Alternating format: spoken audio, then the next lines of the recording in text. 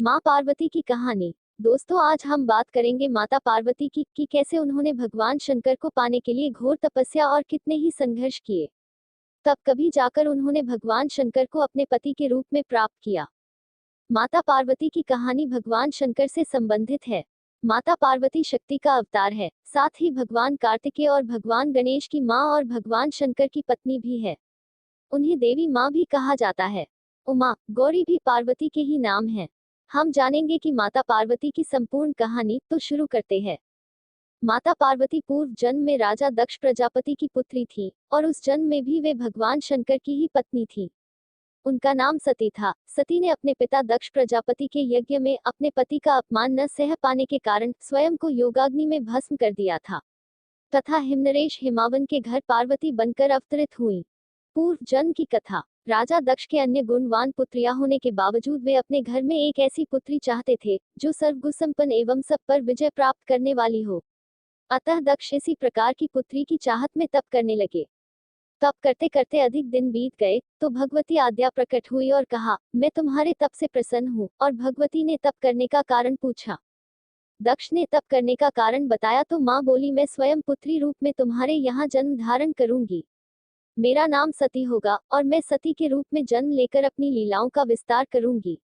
फलतः कुछ समय पश्चात भगवती आद्या ने सती रूप में दक्ष के यहाँ जन्म लिया। सती दक्ष की सभी पुत्रियों में सबसे अलौकिक थी। सती ने बाल्यावस्था में ही कई ऐसे अलौकिक आश्चर्यचकित करने वाले कार्य कर दिखाए जिन्हें देखकर स्वयं दक्ष को भी आश्चर्य होता था। जब सती विवाह योग्य हुई तो दक्ष को उनके विवाह की चिंता होने लगी।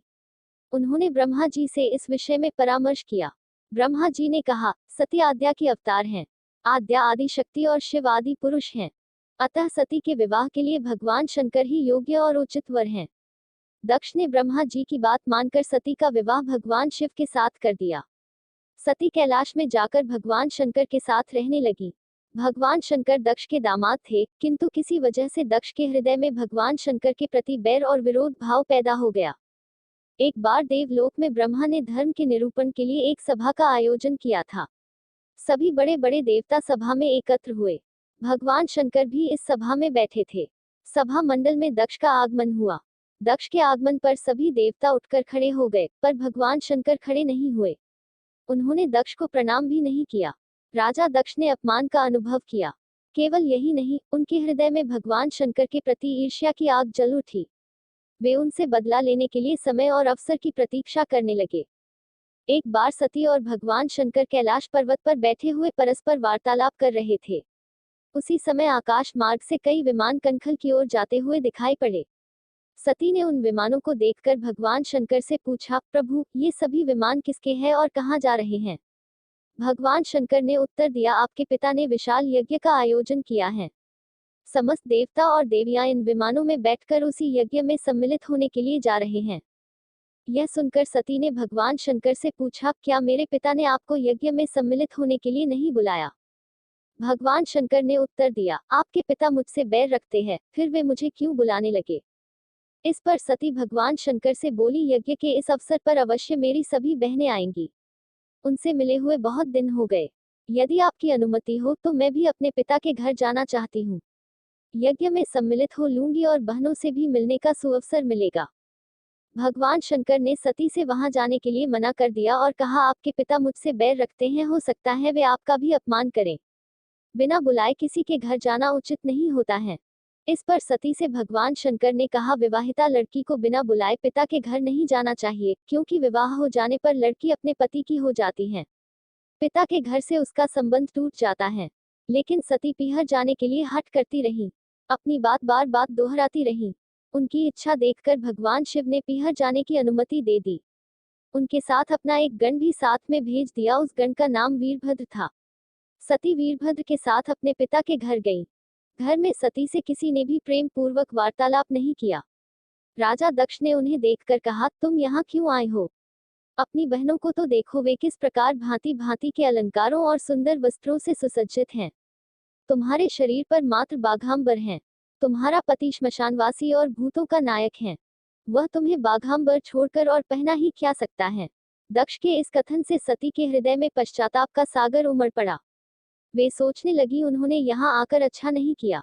भगवान शंकर ठीक ही कह रहे थे, बिना बुलाए पिता के घर भी नहीं जाना चाहिए। पर अब क्या हो सकता है, अब तो आ ही गई हूँ। पिता के कटु और अपमानजनक शब्द सुनकर भी सती मौन रही। वे उस यज्ञमंडल में गईं जहां सभी देवता और ऋषि मुनि बैठे थे तथा यज्ञ कुंड में धू धू करती जलती हुई अग्नि में आहुतियां डाली जा रही थी। यज्ञमंडप में सभी देवताओं के लिए विशेष जगह थी सिवाय भगवान शंकर के। वे भगवान शंकर का स्थान न देखकर अपने पिता से बोली, पिताजी, यज्ञ में तो सबका स्थान दिखाई पड़ रहा है किंतु कैलाशपति का नहीं है। आपने उनका स्थान क्यों नहीं रखा? दक्ष ने गर्व से उत्तर दिया, मैं तुम्हारे पति शंकर को देवता नहीं समझता। वह तो भूतों का स्वामी, नग्न रहने वाला और हड्डियों की माला धारण करने वाला है। वह देवताओं की पंक्ति में बैठने योग्य नहीं है। उसे कौन स्थान देगा? सती के नेत्र लाल हो उठे। उनका मुख मंडल प्रलय के सूर्य की भांति तेजोदीप्त हो उठा। वह बहुत ही क्रोधित हो उठी। उन्होंने पीड़ा से तिलमिलाते हुए कहा, ओ, मैं इन शब्दों को कैसे सुन रही हूँ, मुझे धिक्कार है। देवताओं, तुम्हें भी धिक्कार है। तुम भी उन कैलाशपति के लिए इन शब्दों को कैसे सुन रहे हो जो मंगल के प्रतीक हैं और जो क्षण मात्र में संपूर्ण सृष्टि को नष्ट करने की शक्ति रखते हैं। वे मेरे स्वामी हैं। नारी के लिए उसका पति ही स्वर्ग होता है। जो नारी अपने पति के लिए अपमानजनक शब्दों को सुनती है उसे नरक में जाना पड़ता है। पृथ्वी सुनो, आकाश सुनो और देवताओं, तुम भी सुनो। मेरे पिता ने मेरे स्वामी का अपमान किया है। मैं अब एक क्षण भी जीवित रहना नहीं चाहती। सती अपने कथन को समाप्त करती हुई यज्ञ के कुंड में कूद पड़ी। जलती हुई आहुतियों के साथ उनका शरीर भी जलने लगा। तभी यज्ञमंडप में खलबली मच गई, हाहाकार मच गया। देवता उठकर खड़े हो गए। वीरभद्र क्रोध से कांप उठे। वे उछल उछल कर यज्ञ का विध्वंस करने लगे। यज्ञमंडप में भगदड़ मच गई। देवता और ऋषि मुनि भाग खड़े हुए। वीरभद्र ने देखते ही देखते दक्ष का मस्तक काटकर फेंक दिया। समाचार भगवान शंकर के कानों में भी पड़ा। वे प्रचंड आंधी की भांति कनखल जा पहुंचे। सती के जले हुए शरीर को देखकर भगवान शंकर अपने आप को भूल गए। सती के प्रेम और उनकी भक्ति ने शंकर के मन को व्याकुल कर दिया। उन शंकर के मन को व्याकुल कर दिया जिन्होंने काम पर भी विजय प्राप्त की थी और जो सारी सृष्टि को नष्ट करने की क्षमता रखते थे। वे सती के प्रेम में खो गए, बेसुध हो गए। भगवान शंकर ने उन्मत्त की भांति सती के जले हुए शरीर को कंधे पर रख लिया। वे सभी दिशाओं में भ्रमण करने लगे। शिव और सती के इस अलौकिक प्रेम को देखकर पृथ्वी रुक गई, हवा रुक गई, जल का प्रवाह ठहर गया और देवताओं की सांसें भी रुक गई। सृष्टि व्याकुल हो उठी। सृष्टि के प्राणी त्राहिमाम त्राहिमाम पुकारने लगे। भयानक संकट उपस्थित देखकर सृष्टि के पालक भगवान विष्णु आगे बढ़े। वे भगवान शंकर की बेसुधी में अपने चक्र से सती के एक एक अंग को काट काट कर गिराने लगे। धरती पर 51 स्थानों में सती के अंग कट कट कर गिरे। जब सती के सारे अंग कटकर गिर गए तो भगवान शंकर पुनः अपने आपे में आए। जब वे अपने आपे में आए तो पुनः सृष्टि के सारे कार्य चलने लगे। धरती पर जिन 51 स्थानों में सती के अंग कट कट कर गिरे थे, वे ही स्थान आज शक्तिपीठ माने जाते हैं। आज भी उन स्थानों में सती का पूजन होता है, उपासना होती है। धन्य है भगवान शंकर और सती का प्रेम। भगवान शंकर और सती के प्रेम ने उन्हें अमर और वंदनीय बना दिया। पार्वती के रूप में जन्म। सती ने भी शरीर का त्याग करते समय संकल्प किया था कि मैं राजा हिमालय के यहाँ जन्म लेकर भगवान शंकर जी की अर्धांगिनी बनूंगी। दूसरे जन्म में माता पार्वती ने हिमनरेश, हिमावन, पहाड़ों का स्वामी तथा मैनावती की पुत्री के रूप में जन्म लिया। पर्वतराज की पुत्री होने के कारण वे पार्वती कहलाईं। पार्वती के जन्म का शुभ समाचार सुनकर देवर्षि नारद हिमनरेश के घर पधारे। हिमनरेश के पूछने पर देवर्षि नारद ने पार्वती के विषय में यह बताया कि तुम्हारी कन्या सर्वगुण संपन्न है तथा इसका विवाह भगवान शंकर से होगा। किंतु भगवान शंकर को पति के रूप में प्राप्त करने के लिए तुम्हारी पुत्री को घोर तपस्या करनी होगी। स्वयं हिमनरेश चाहते थे कि उसका विवाह भगवान शंकर के साथ हो। नारद मुनि के मार्गदर्शन के साथ वह तपस्या करने के लिए तैयार हो गई ताकि वह भगवान शंकर से शादी कर सके। माता पार्वती भगवान शंकर को पति के रूप में प्राप्त करने के लिए वन में तपस्या करने चली गई। अनेक वर्षों तक कठोर तपस्या करने के पश्चात अंत में भगवान शंकर पार्वती की भक्ति की परीक्षा लेते हैं। भगवान शंकर ने पार्वती के अपने प्रति प्रेम की परीक्षा लेने के लिए सप्तऋषियों को माता पार्वती के पास भेजा।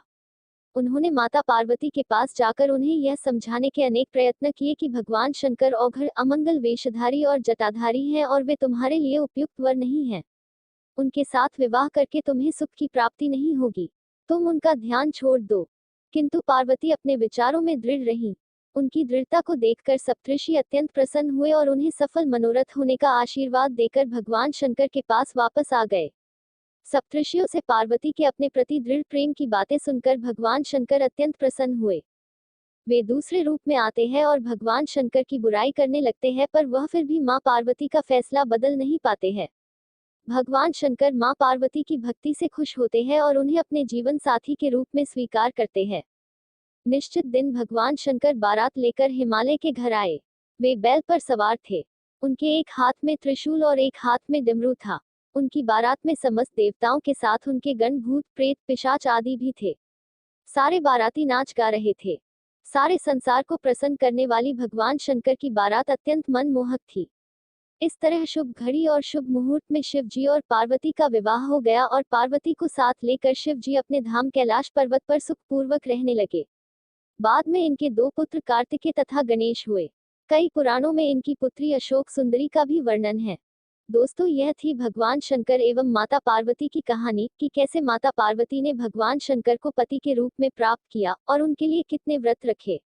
आज यदि देखा जाए तो हमारी माताएं बहनों द्वारा रखे जाने वाले व्रत माता पार्वती ने ही शुरू किए। फ्रेंड्स, हमारे वीडियो को लाइक कीजिए, सब्सक्राइब कीजिए, शेयर कीजिए, कमेंट कीजिए। जय हिंद, जय भारत करने का मौका दीजिए। फिर मिलेंगी।